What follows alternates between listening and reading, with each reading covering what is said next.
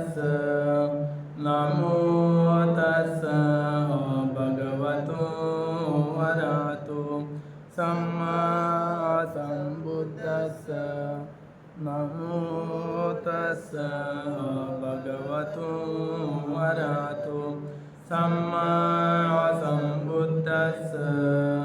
साधु साधु। दयेचे आगर, करुणेचे महासागर, विश्वाला शांती देणारे तथागत भगवान बुद्ध, तसेच त्यांचा सुविख्यात असणारा हा सद्धम्मावर आरूढ असणारा सदा पूजनीय श्रावक संघ, या तीनही रत्नाला माझे त्रिवार वंदन। तसेच माझे गुरुवर्य आचार्य उपाध्याय यांना सुद्धा माझे त्रिवार वंदन। भारतीय घटनेचे शिल्पकार बोधिसत्व डॉक्टर बाबासाहेब आंबेडकर यांच्या उपकाराची जाण ठेवून सर्वांच्या प्रती मंगल मैत्री।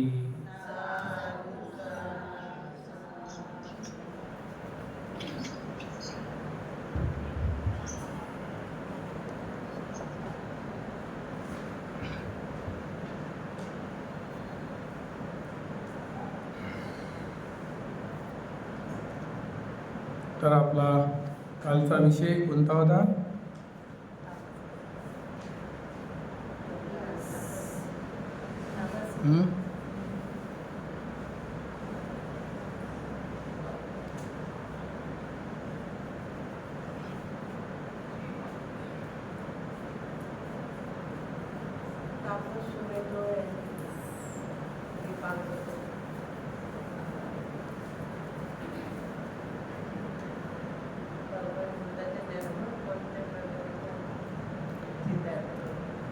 दुरे निदान सुमेध तापस। सिद्धार्थ गौतमाच्या पूर्वीचे जन्म त्यांनी कशा प्रकारे त्याग केलेला आहे, तर त्यांनी 7 पिढी बसून खाईल एवढं त्यांच्या घरी धन असताना सुद्धा त्यांनी धन सर्व गावातल्या लोकांना वाटून दिलं आणि नंतर ते संन्यासाकरिता जंगलाच्या मार्गानं निघतात। तर ते कशा कशाचं सेवन करतात यामध्ये सांगितलं गेलं की जो व्यक्ती एखादा चोराने डाकू लोकांनी घेरलेला आहे आणि अशा वेळेस रस्ता असताना तो जर पळत नसेल, सुटका करून घेत नसेल, तर तो रस्त्याचा दोष नाही।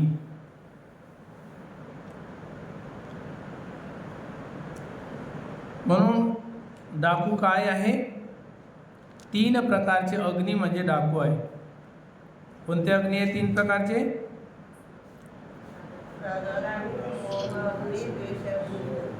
लोभ, द्वेष, मोह, हे 3 प्रकारचे अग्नी म्हणजे आपल्यासाठी डाकू आहे।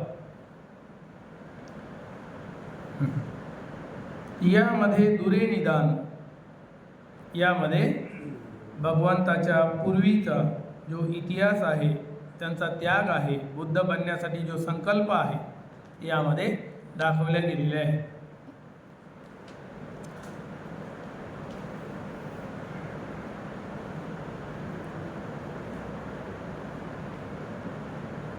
मैं गृहस्थी जीवन के दोषों को देख अपार भोग राशि तथा अनंत यश को छोड़ जंगल में आ अनासक्ती की चाह से साधू हुआ। काय म्हणतात? जे समाजामध्ये जे दुःख आहे, गृहस्थी जीवनामध्ये जे दुःख आहे, त्याला मी जाणलं आणि म्हणून मी तेवढी भोग्य संपत्ती होती तेवढीच्या तेवढी त्यागून मी संन्यासी बनण्याचा निर्णय घेतला। इसलिए अब आगे से मुझे आलस्य नहीं करना चाहिए, ये मार्ग में मुझे आलस नहीं करना चाहिए। एकांत चिंतन को छोड़ बेकार घूमने वाले पुरुष को झूठे वितर्क रूपी मक्खियाँ खा जाती है। जे विनाकारणाच्या चर्चा करतात, जो इधर उधर घूमते रहते और फालतू की चर्चा करते रहते, धर्म को ग्रहण नहीं करते, आत्मसात नहीं करते, ऐसे लोगों को क्या बोला? मक्खियाँ खा जाती है। यानी वो जो वाद विवाद में पड़ता तो अपनी एनर्जी बर्बाद करता। अगर उतनी ही एनर्जी उसने अपने विकार को नष्ट करने के लिए, बुद्ध का ज्ञान का संग्रह करने के लिए अगर लगाया होता, तो उसको मक्खियाँ नहीं खाती। मक्खियाँ खाना यानी मृत्यु की तरफ जल्दी जाता। जो जितना ज़्यादा वाद विवाद में पड़ता है वो उतना ज़्यादा अपना नुकसान करता है। कौन सी मक्खियाँ?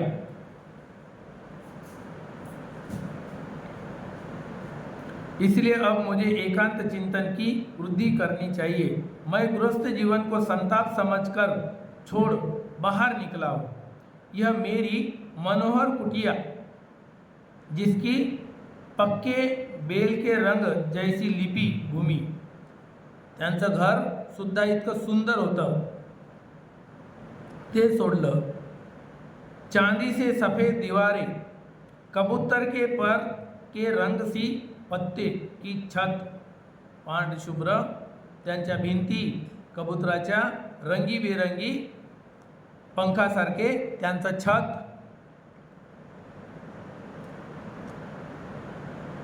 चित्र विचित्र कालीन, कालीन के रंग का सा बांस का पलंग, जो कार्पेट सारखा रंगीबेरंगी कलरचा त्यांचा पलंग। सुखदायक निवास स्थान है। मेरे घर की संपत्ति और इसमें कोई विशेष अंतर दिखाई नहीं देता। यह सोच पर्णकुटी के दोषों पर विचार करते हुए उसने 8 दोषों को देखा। ज्या घरामध्ये किती प्रकारचे दोष आहे? घरात राहणे 8 प्रकारचे दोष आहे। कुटियों से सेवन में 8 दोष है, म्हणजे घरात राहणे 8 प्रकारचे दोष है। बड़े प्रयत्न से आवश्यक चीज़ों को जुटा उसको खोजना पड़ता। घरामध्ये काय करावं लागते? भरपूर काही वस्तू इकडून तिकडून जमा करून आणाव्या लागतात, पहिला दोष। दूसरा दोष, उसके पत्ते तृण और मिट्टी के गिर पड़ने पर उन्हें फिर फिर से लगाने का कारण निरंतर मरम्मत करना पड़ता। मकान को बार बार मरम्मत करना पड़ता, ये दूसरा दोष। तीसरा दोष, आसन वासन शयनासन पर बड़े बूढ़ों का अधिकार है। सोच उनके आने पर बेवक्त उठने का चित्त एकाग्र नहीं होता। जे घरामध्ये राहणारे मोठे लोक आहे, वडीलधारी आहे किंवा बुढेवाडी आहे, त्यांना मान करावा लागतो, आसनावरून उठून उभं व्हावं लागतो। त्याच्यामुळे एकाग्र मनानं ना ध्यान करतायत ना अभ्यास करतायत, म्हणून ते सुद्धा घरामध्ये राहणे ठीक नाही, एकाग्र नहीं होता। इसके लिए वैसी चिंता। नंबर 4, सर्दी गर्मी से शरीर का सुकुमार हो जाता। घरामध्ये राहिल्याने शरीर कसं होते? सुकुमार, नाजूक बनते। थंडीपासून रक्षण, गरमीपासून रक्षण, पाण्यापासून रक्षण, उठलं सुटलं घुसलं घरात म्हणजे शरीर एकदम कोमल बनून जाते।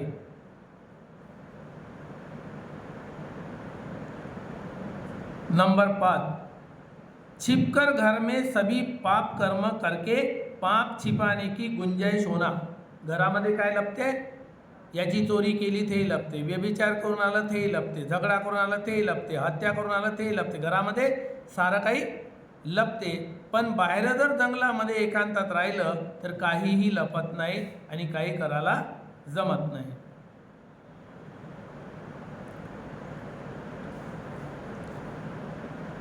नंबर 6, यह मेरी है ऐसी ममता होना। जे घर आहे, जे घर संपत्ती आहे, ते सारे लोक काय म्हणतात? हे माझं घर आहे, हे माझं घर आहे, निघ लवकर। या प्रकारे प्रत्येक व्यक्तीला आपण स्वतः मेहनत करून बांधलेल्या घराचा अहंकार असतो। हा 6वां दोष आहे। घर होने का मतलब ही है अकेला न होना। नंबर 7, घर म्हणजे संसार, परिवार, तो एकटा नाही आहे। बायको आहे, पोरं बारं आहे, सारे नातेवाईक आहे। घर म्हणजे त्याला लागलेलेच आहे, याच्या त्याच्या कार्यात जाच लागते त्याला, म्हणजे पूरा परिवार। हा 7व्या प्रकारचा दोष आहे, अकेला न होना। इसके लिए साथी चाहना। पण एकटं जर घर असेल, एकानं घर बांधलं असेल एखाद्या कुवाऱ्या व्यक्तीनं, काय चाहणार आहे पुढे?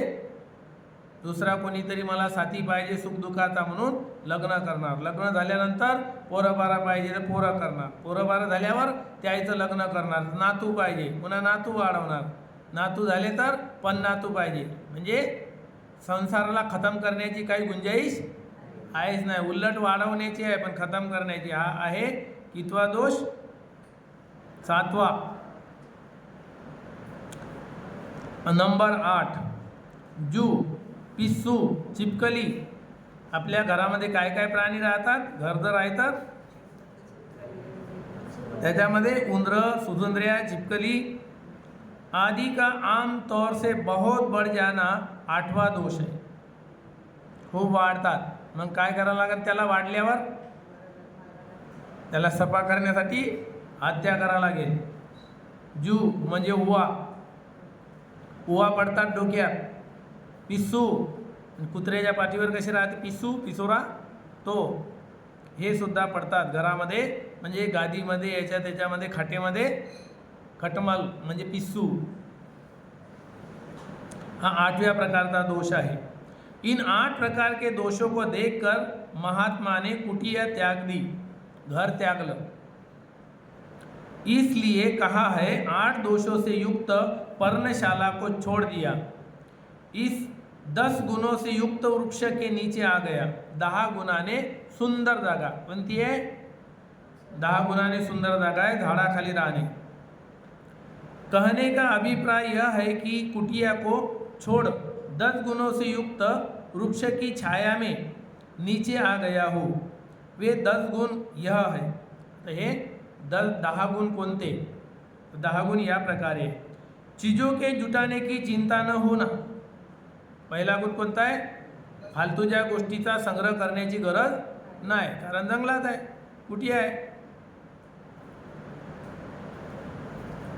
पहला गुण है क्योंकि वहाँ वृक्ष तक केवल जाने भर का ही परिश्रम होता है. फक्त झाडापर्यंत जायची गरज असते. नंबर 2, ठीक ठाक करने का बहुत परिश्रम न होना. त्याला काही मरम्मत करायची गरज नाही, क्योंकि चाहे झाड़ू लगाए या ना लगाए, दोनों अवस्थाओं में उसे सेवन किया जा सकता है. कचऱ्यावर आसन टाकून ध्यान करता येते किंवा सपा जागेवरही करता येते. झाडू लावला काय आणि नाही लावला काय, झाडाखाली काही आवश्यकता नाही. नंबर 3, उठने की चिंता न होना. सकाळी उठाची चिंता नाही. रात्रभर जेव्हा ध्यानच करणे आहे तर सकाळी उठण्याचा सवाल नाही. नंबर 4, वह पाप कर्म को छिपा नहीं सकता. खुल्या वातावरणामध्ये पाप कर्म लपवताच येत नाही. तिथे साऱ्या वायुमंडलातले प्राणी पाहतात, कोणाची हत्या जरी केली तरी माहीत होते. खुलं वातावरण आहे.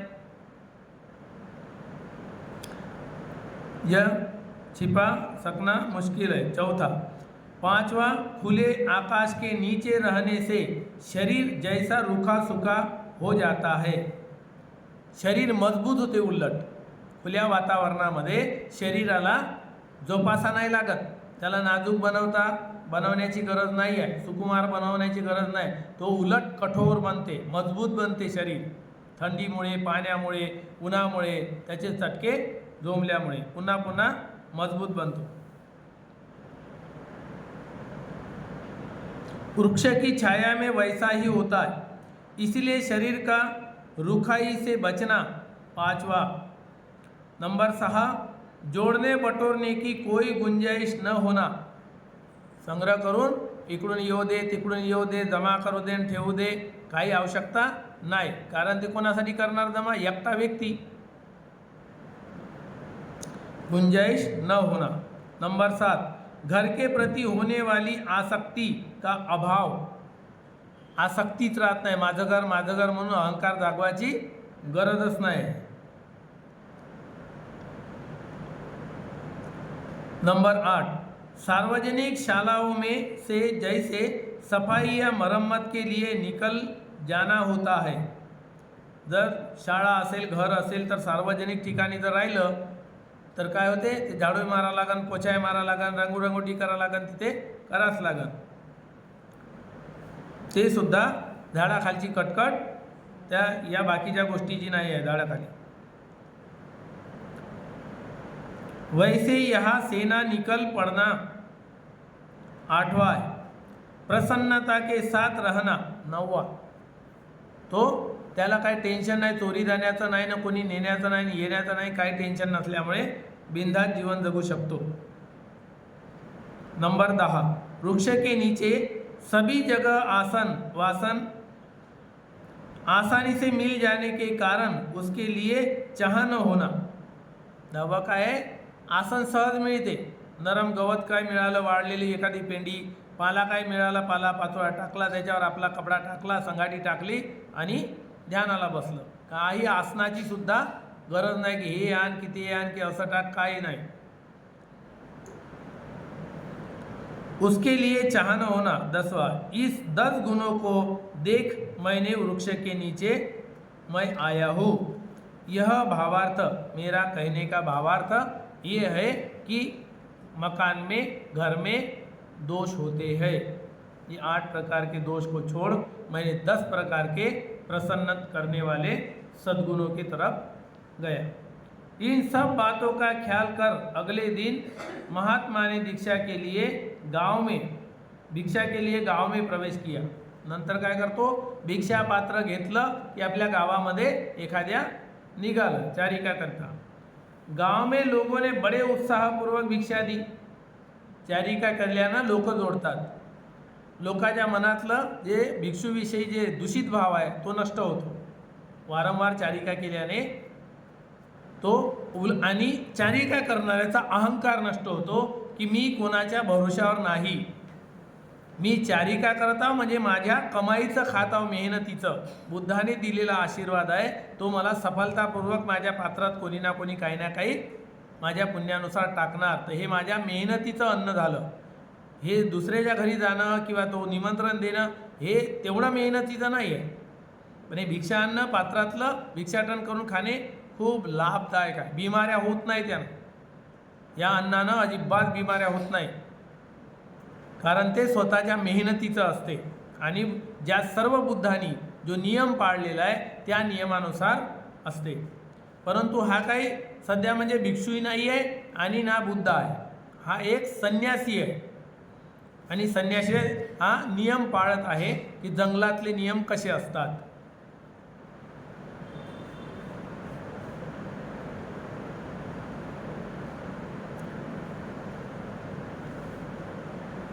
जंगलात राहणाऱ्या भिक्खूकरिता या प्रकारचे नियम असतात। झाडाखाली राहणे तर गावात फक्त चारिकेला जाणे, त्याच्यामध्ये ना मोबाईल येत, ना त्याच्यात ब्लूटूथ येत, ना त्याच्यामध्ये कोणतं या गावून त्या गावाला, त्या गावून त्या गावाला, या विमानानं त्या विमानानं चाललं, हे येत नाही। जो जंगलातला आहे वनामधला तो वनवासी जर असेल तर ह्या गोष्टी तो गावामध्ये येऊन करत नाही, म्हणून त्याला अरण्यवासिक म्हणतात, अरण्यामध्ये वास करणारा। तो या फालतूच्या संसारी गोष्टीच्या भानगडीत पडत नाही। जिथे मोबाईल आला, जिथे लोकांची चाहत आली, चाहणारे लोक आले, प्रसिद्धीवाले आले, झालं सर्वच्या सर्व ते त्याग गेला। लोकांच्याच भानगडीत हा मले चाहते, तो मले चाहते, इतके माय उपासक आहे, तितके माझ्याजवळ जमा होते, आमचे बंदीजी चाल, ह्या दुनियाभराची गर्दी, ते काय आहे, तो धर्माच्या त्या त्यागाच्या मार्गावर भटकून जातो आणि जे लाभ आहे 10 प्रकारचे त्याच्यातला त्याला अरण्यवासाचा लाभ मिळत नाही। लोकांच्या प्रसिद्धीमुळे, लोकांच्या गर्दीमुळे आणि मग लोकांची कामं करावं लागते। या गावाला या बंदीजी आमच्या इथं परित्राण आले, त्या गावाला या बंदीजी आमच्या इथं परित्राण आले, फार व्यस्त। जंगलातला भिक्खू, अरण्यवासी भिक्खून राहते कुठे, या गावून त्या गावात, त्या गावून त्या गावात, या ट्रेननं त्या ट्रेननं, या गाडीनं त्या गाडीनं, विमानानं चालला, कुठं राहिलं ते अरण्यवास, अरण्यवास नाही राहत। या प्रकारे अरण्यवासिक फक्त जंगलातले हे 10 प्रकारचे लाभ घेऊ शकतो, गावामध्ये फक्त चारिका करिता येऊ शकतो, याच्यानंतर नाही। लोकांची प्रसिद्धी नाही, लोकांचा जमावडा नाही आणि काय नाही, झाडाखाली तर झाडाखाली।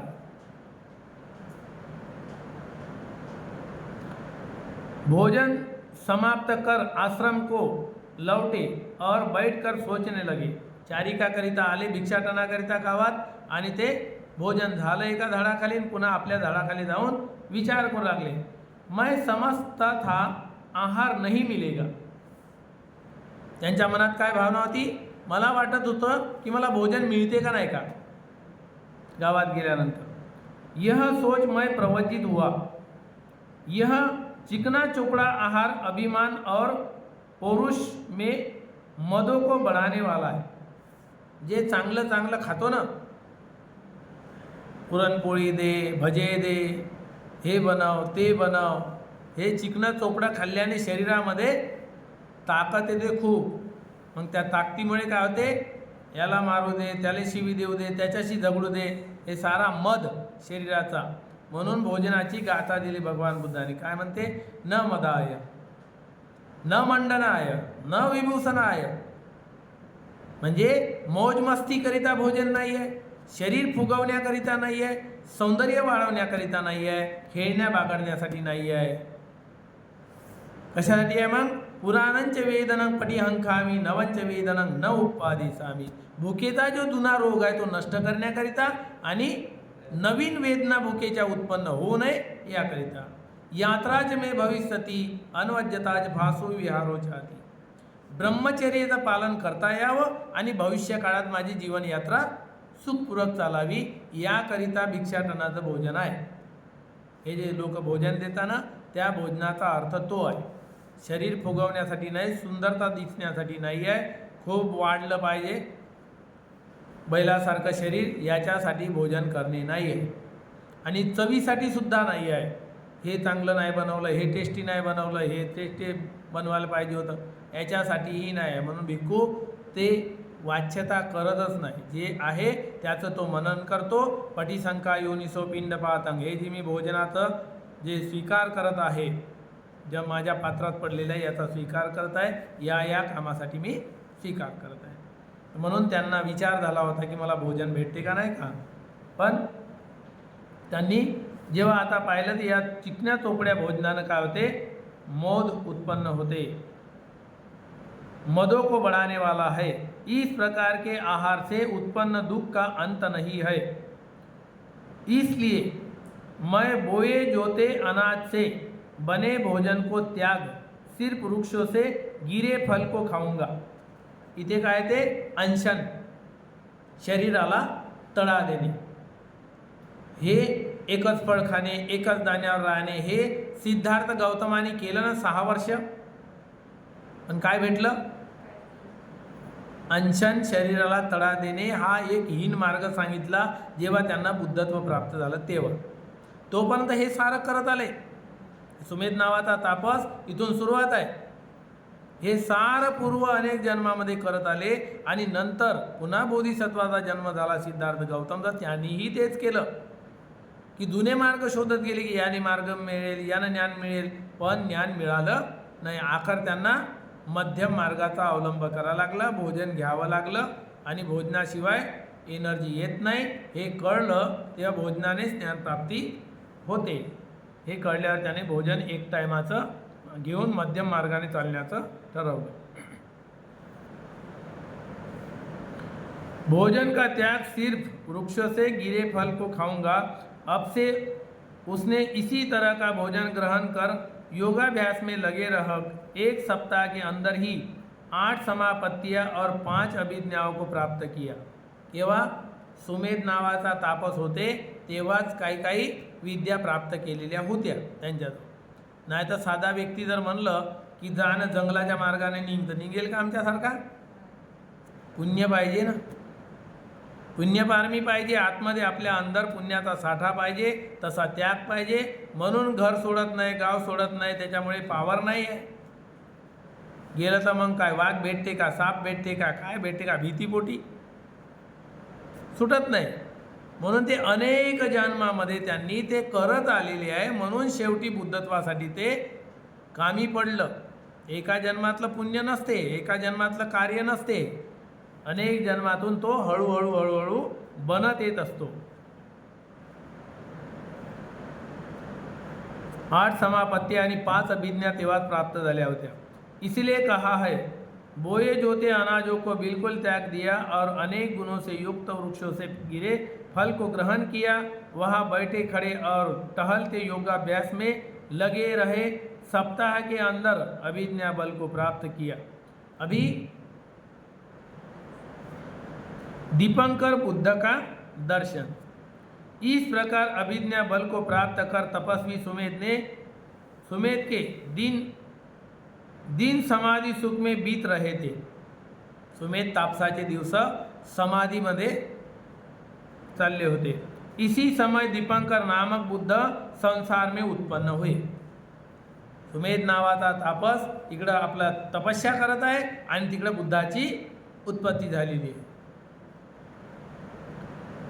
उनके गर्भ प्रवेश, प्रतिसंधि ग्रहण, जन्म, बुद्धत्व प्राप्ति तथा धम्मचक्र के समय सारे 10,000 ब्रह्मांड 10 सहस्र लोक धातु, सहस्र म्हणजे 1000, 10 सहस्र लोक धातु म्हणजे 10,000 ब्रह्मांड आहे। किती ब्रह्मांड आहे? आता किती ब्रह्मांडाचा शोध लागला? वैज्ञानिक लोक अजूनही तिथपर्यंत पोहोचायचे आहे।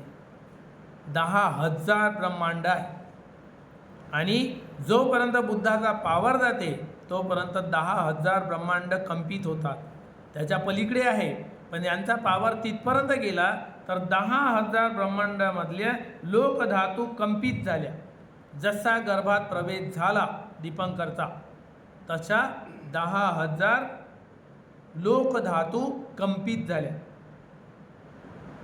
10 सहस्र लोकधातु कंपित प्रकंपित हुए और महानाद हुआ। तर असा सिद्धार्थ गौतम गर्भामध्ये आल्याबरोबर धरणीकंप झाला। जेव्हा बुद्ध बनणारा व्यक्ती जेव्हा याच्या जीवनामध्ये 3 प्रकारच्या घटना घडतात तेव्हा धरणीकंप होतो। बोधिसत्वाच्या जीवनामध्ये असताना एकदा धरणीकंप होतो। तर बोधिसत्व जेव्हा गर्भात प्रवेश करतो तेव्हा धरणीकंप होतो। जेव्हा तो घोषणा करतो बुद्धत्वाची तेव्हा धरणीकंप होतो। याची धम्मचक्र घुमवण्याची घोषणा करतो, मी बुद्ध झालो, तेव्हा सुद्धा धरणीकंप होतो। आणि जेव्हा महापरिनिर्वाणाची घोषणा करतो तेव्हा धरणीकंप होतो। पूर्ण धरती हादळते, हलते, फाटते, असा आवाज येते जोराचा, गडगड गडगड। हे 3 वेळा होते। महानाद हुआ, 32 पूर्व निमित्त दिखाई पड़े, लेकिन समाधि के सुख में दिन बीताते तपस्वी सुमेध ने न तो उस शब्दों महानाद को सुना न उन शकुनों को, निमित्तों को। जेव्हा धरणीकंप झाला तर जोराचा आवाज सुद्धा झाला, सिंहनाद झाला। ते त्यांनी ऐकलं नाही ऐकल्यासारखं केलं, कारण ध्यानात होते ते। त्यामुळे निमित्त उत्पन्न झाले डोळ्याच्या समोर ध्यान करता करता। 32 लक्षणं ते सुद्धा त्यांच्या डोळ्यासमोर आले। याचा अंदाज लावता येते की आता बुद्ध होणार, कोणीतरी बुद्ध येणार, पण त्यांनी त्याच्याकडे लक्ष नाही दिलं, आपल्या ध्यानातच राहिले। महानाद को सुना न उस शकुनों को, निमित्त को देखा, इसलिए कहा है इस प्रकार मेरे सिद्ध प्राप्त तथा धर्म में रत रहते समय संसार के नेता दीपंकर नामक बुद्ध उत्पन्न हुए। माझ्या वेळेसच दीपंकर बुद्ध उत्पन्न झाले। समाधि में होने से मैंने उनको गर्भ प्रवेश, उत्पत्ति, बुद्धत्व प्राप्ति तथा धर्मोपदेश के समय हुए चारों शकुनों को नहीं देखा। मी माझ्या ध्यानात मग्न असल्यामुळे जे 4 निमित्त आले की गर्भाचा प्रवेश, सिद्धार्थ गौतमाचा जन्म, या बुद्ध दीपंकराचा जन्म, दीपंकराने केलेली घोषणा, धम्मचक्र बुद्धत्व प्राप्ती आणि धम्मचक्र, या 4ही प्रकारचे त्याच्या समोर दृश्य आले, दृष्टांत आले, पण मी काही लक्ष दिलं नाही, कारण मी ध्यानात होतो। उस समय 4 लाख अरंतों के साथ दशपलों वाले दीपंकर क्रमशः चारिका करते समय रम्यक नामक नगर में पहुँचे। नंतर त्यांचा जन्म झाला, ते वाढले आणि बुद्धत्व प्राप्त केलं। त्यानंतर त्यांच्यासोबत जे भिक्षू होते ते किती? 4 लाख अरंत होते। आता विचार करा का दीपंकर बुद्धाच्या वेळेस इतकी लोकसंख्या, किती लोकसंख्या? क्रमशः चारिका करते रम्यक नामक नगर में पहुंचे. रम्यक म्हणजे कोणता नगरी? अमरावती. वहाँ के सुदर्शन महाविहार में रहते थे. रम्यक नगर वासियों ने सुना कि साधु सम्राट दीपंकर बुद्धत्व के उत्तम पद को प्राप्त कर क्रमशः चारिका करते करते हमारे रम्यक नगर में आ गए. लोकांनी उपासकांनी ऐकलं की कुणीतरी दीपंकर नावाचा बोधिसत्वाने बुद्धत्व प्राप्त केलं आणि आपल्या शिष्यांना घेऊन तो आमच्या गावात येणार आहे. चारिका करत करत रम्यक नगर में आज सुदर्शन महाविहार में रहते हैं. गावात आलेले आहे आणि त्या महाविहारामध्ये राहतात असं गावकऱ्यांनी ऐकलं. यह सुन मक्खन घी आदि भैसज और वस्त्र बिछोने लिवाकर गंधमाला हाथ में ले बुद्ध धर्म तथा संघ के प्रति श्रद्धा से नम्र हो बुद्ध के पास गए. उपासक लोकांनी काय काय नेलं? 4 प्रत्यय, गुळ, सहज, मधु, दही आणि तूप आणि कपडे, फुलाच्या माळा आणि हातामध्ये फुलं. कशासाठी? भगवान बुद्धाची पूजा करण्यासाठी. पूजा कर हाथ जोड़ एक और बैठे. बुद्ध का धर्म उपदेश सुन दूसरे दिन में भोजन के लिए निमंत्रण दे आसन से उठकर चले गए. अगले दिन भोजन महादान तैयार किया गया. दीपंकर बुद्ध के आगमन के उपलक्ष्य में सारा नगर सजाया गया. नंतर काय केलं?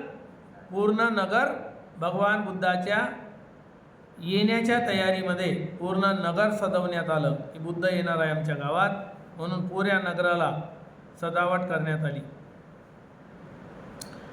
पानी बहने से टूटे फूटे स्थानों में रेत डाली. जे खड्डे होते त्या ठिकाणी रेती टाकली. खिलो भूमि को समतल बनाया गया. चांदी की पतरी जैसे सफेद बालू. पहिले रेती कोणती निघत होती? सफेद रेती, चांदी सारखी. आज इकडे आहे भंडाऱ्याकडे, दुरून चमकते नदीतली रेती.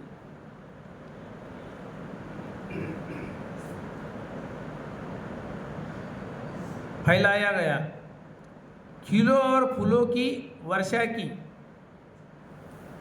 नाना रंग के वस्त्रों की ध्वजा पताकाएं उड़ रही थी. केलों और जल से भरे घटों की पंक्तियां लगी थी. केळाचे पत्ते जाग्या जाग्यावर लावलेले होते आणि पाण्याचे फवारे म्हणजे घट होते.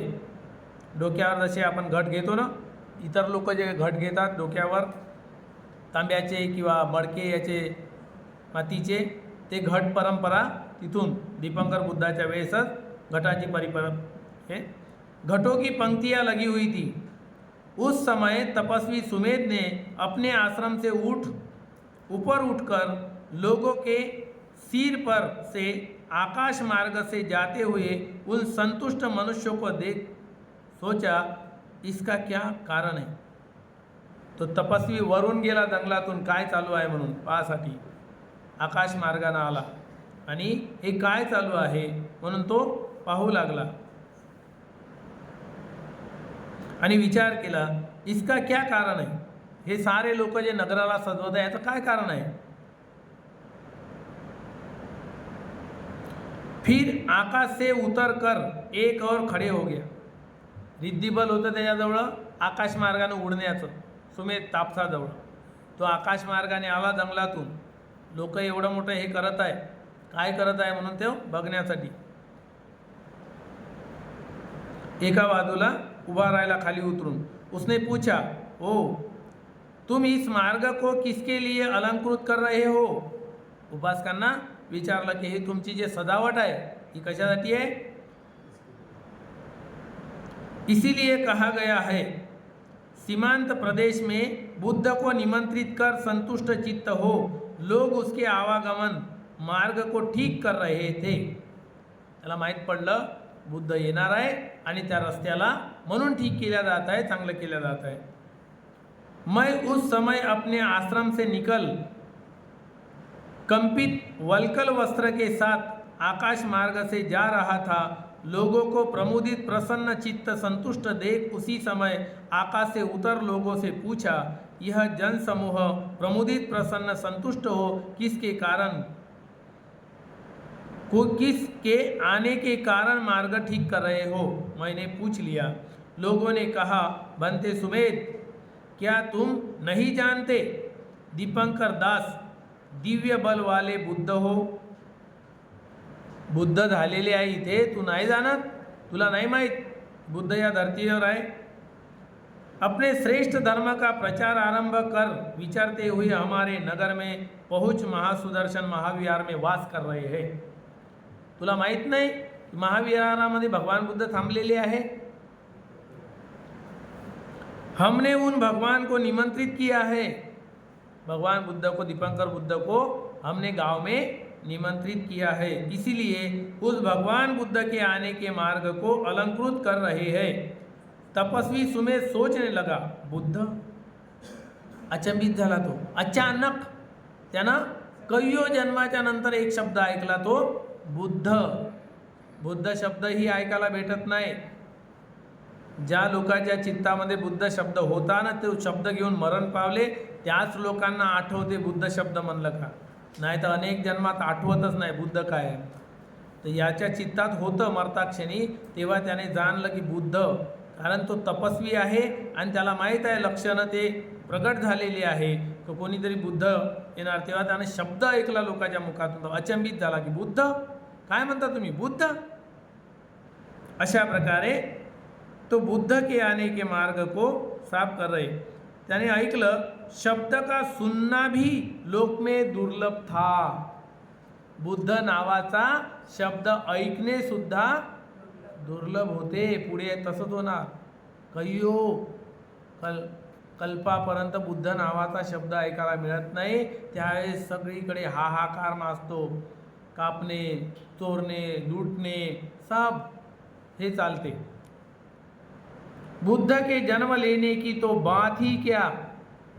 बुद्ध शब्द ही सुनने को नहीं मिलेगा, तो बुद्ध का जन्म हुआ है ये सुनने को मिलना बहुत कठिन है.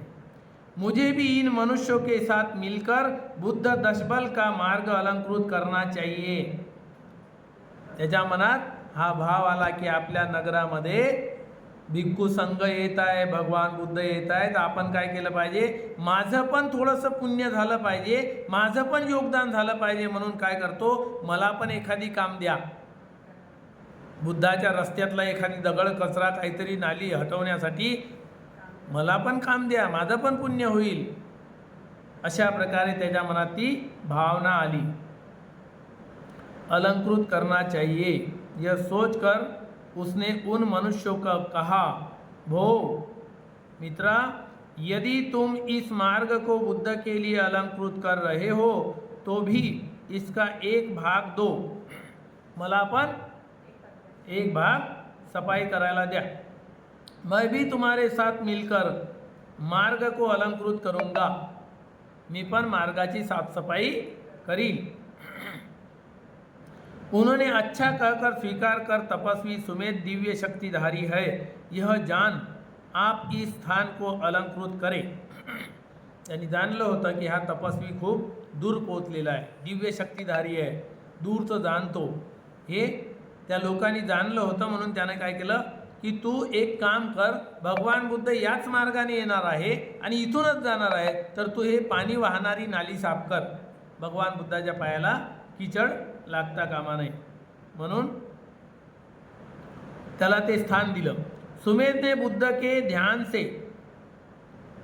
उत्पन्न